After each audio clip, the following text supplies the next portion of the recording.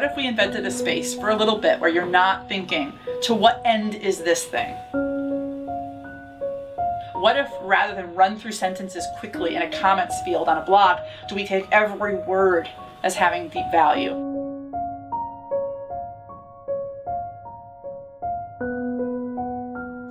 I think I would primarily describe myself as a teacher, and I work in a couple different registers. One is the classroom itself, and trying to get people to expose the suppositions of their thinking.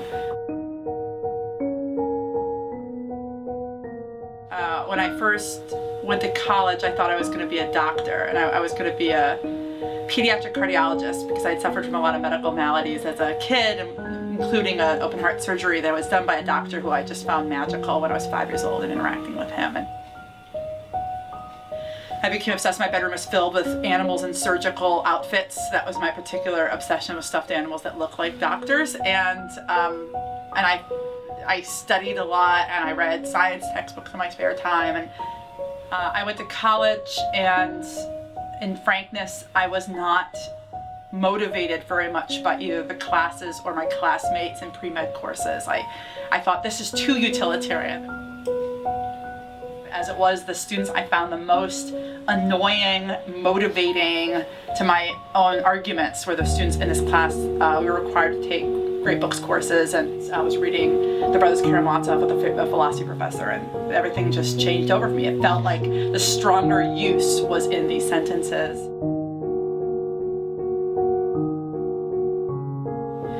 So that experience made me think that the classroom was a social space where people debated heartily issues of urgency. What I liked about the classroom was that you could, for a minute, drop a worry about material concerns. You could temporarily put aside the question of where your bread was coming from and use the privilege of that seminar to speak solely about abstractions. What are the possible worlds we could make?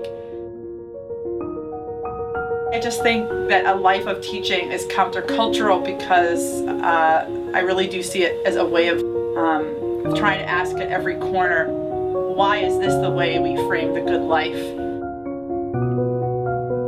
That is something that every day I have to think through with my friends, with my family, because it would be very easy at the end of any given day just to say, well, we do this because this is how you keep things going. You know, this is why we worry about tests, or this is why we pay the mortgage. And I think of myself as a teacher, even in my personal life, because those are all open acts of debate.